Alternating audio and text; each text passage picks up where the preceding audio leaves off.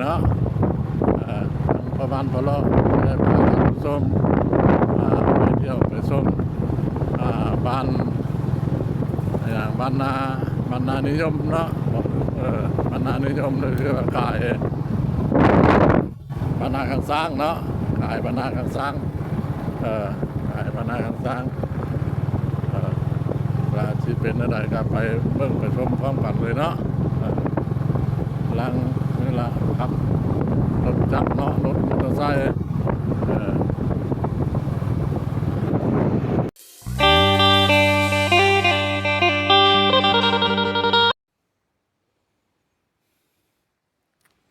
นี่ละมันเป็นนี่เนาะเป็นโงน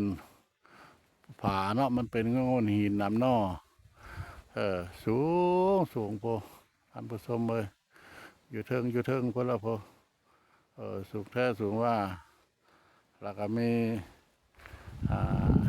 ทุ่งนาเนาะมีทุ่งนาของพ่อแม่ประชาชนได้มาฮอดมาถึงแล้วท่านผู้ชมเลยได้เข้ามาใกล้ที่ฮอดปากถ้ำเนาะถ้ำนี้มันตั้งอยู่ขอบเขตนันเดอร์ขอบเขตบ้านนานิยมเนาะบ้านนานิยมนี่ถือว่ากายบ้านนาข้างสร้างมาเนาะบ้านนาข้างสร้างทำป่าผาแล้วกายเข้ามากายมาไก่เติบแล้วจังหวัดบ้านนานิยมบ้านนานิยมแล้วก็มันกายนานิยมมาหน่อยนึงเนาะข้างบ้านนานิยมมาแล้วมันจะมีถ้ำถ้ำนี่แล้วมันสิน้อยใหญ่สันใดเนาะสิพาทานผู้ชมมาเบิ่งมาหุ่จักเนาะอันนี้ก็คือว่าเป็นกระท่อมเด้อกระท่อมอยู่กลางดงกลางป่าเพิ่นก็คือมันกระท่อม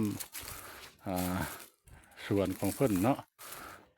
เป็นกระท่อมสวนเพิ่นก็ยามเฮ็ดให้เฮ็ดสวนเพิ่นเนาะเพิ่นก็ได้มาพักเสาพักพาอาศัยอยู่ที่นี่ละนั่นเองคือบ่อนเพิ่นดังคืนดังไพ่อันนี้แหละคือกระท่อมเถียงนากับบ่แม่นเนาะบ่แม่นนาเถียงให้เถียงให้ไปสนเลยอยู่ดงอยู่ป่าพลันนะคันผู้หนึ่งผู้เดียวก็บ่กล้านอนแล้วเนาะมันอยู่กลางดงกลางป่าเพิ่นเถียงหลังเพิ่นละอาจารย์คำนวณเพิ่นไปก่อนแล้วเพิ่นเป็นผู้ฮู้เนาะไปมากับทีมงานไปมากับทีมงานอันนี้แหละมันที่เป็นทงให้ทงนาเนาะของพ่อแม่ประชาชนยาวๆเลาะภูเลาะผานี่ละแต่ว่าถ้ำมันจะอยู่มองใดเนาะเพื่อนผู้เคยมาอะไรให้เพื่อนพาไปจะพาเล่นคลิปกายเด้อไปเบิ่งไปชมน้ำกันมาฮอดแล้วปากถ้ำปากถ้ำนี่มันติดซอดพักคุณเลยท่านผู้ชมเลยเปรียบเหมือนกับว่าคล้ายๆคือกันกับประตูโขงเนาะซอดพักคุณเลยแต่ความจริงแล้วล่ะผามองนี่ล่ะมันกระสูงสั้นใหญ่เนาะแต่จะมองนี่แล้วก็เป็นหน้าอัศจรรย์อยู่เนาะแล้วก็ซื้อซอดไปพักคุณเลยพ่อแม่ประชาชนเพิ่นไปเฮ็ดนาบ่ได้พุ่นละพอไปใช้งนนั่นฮอดแล้วเด้ออันนี้ถ้ำโยบ้านนานิยมมันมีหินซ่อหินย้อยเนาะเป็นสีสันเนาะคล้ายคือรูปพระพุทธรูปนี่บ่ล่ะคล้ายคืออันใดต่างๆเนาะมีมัดเลยพอ โปรจักสิพันละนาแต่เป็นงนหินเด้อนี่เด่นเนี่ยเด้อเป็นสั้นเป็นเลือบอืมเออเอออืมอืม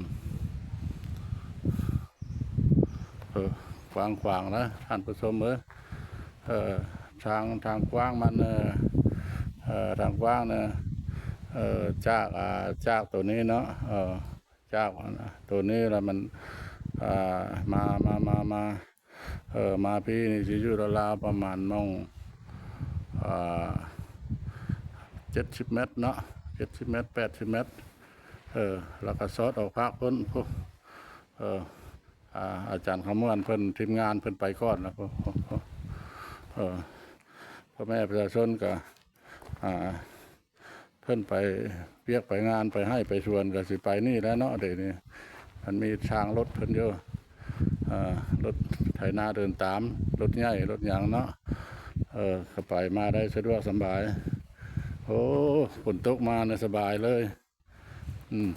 บ่เปียกอ่านผสมเลยบ่เปียกนี่ละเป็นพักเป็นห้านแต่หุบห้างของ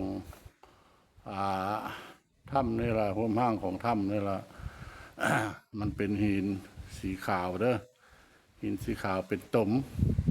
คือซีเมนต์ยามน้ำมาแล้วคือซีเมนต์น้ำท่วมเนาะท่านผู้ชมเนาะยามน้ำมาแล้วคือซีเมนต์น้ำท่วมโอ้เพดานในสูงเนาะความสูงของเพดานในที่อยู่ตั้งแต่ดินขึ้นไปในที่ราวๆประมาณมอง14-15 เมตรเนาะความสูงเนาะสูงพุ่นละสูงไปหาเพดานอันนี้คือเพดานเด้อคนมาฮอนี่แล้วก็เป็นแบบนี้เป็นถ้ำแบบนี้แล้วสีสันแล้วมันเป็นสีขาวๆนี่แหละคือซีเมนต์เป็นดินเท่านั้นเนาะเป็นดินจะอันนี้แหละคือโยภาคเบื้องทางทิศเหนือเด้ออันอยู่ทางทิศเหนือเบื้องเหนือน้ำเนาะหน้าถ้ำทางทิศเหนืออันนี้เราคือต้นไม้นั่นเด้อไม้กระเทียมประเทศเพื่อนบ้านเขาต้นไม้กระเทียมเนาะที่2 ต้นเนาะนี่ตัวนี้ต้นหนึ่งแล้วตัวนี้อีกต้นหนึ่งอ่านผู้ชมมันเป็นไม้กระเทียมกันอยู่ลาวห้องละไม้แคนเด้อท่านผู้ชมเด้อต้นไม้แคนต้นนี้นี่แหละคือว่าลักษณะว่าเป็นนั่นเนาะอันทนน้ำฝนตกถ้าใดปีพังอยู่พื้นดินพื้นกระบอกอันนั้นนานผสมโบโรโบเปื่อยเพราะละอันนี้คือหน้าผาปากถ้ำทางด้านเหนืออันใดถ้ำนะท่านผสมมันที่ออกมาเพียงกับหน้าดินเลยเป็นหน้าอัศจรรย์อยู่เนาะบ่มีไผเจาะมันบ่มีไผแปลงก็ไปได้มาได้มีป้องเดียวอันนี้มีหูเดียวป้องเดียวตัวนี้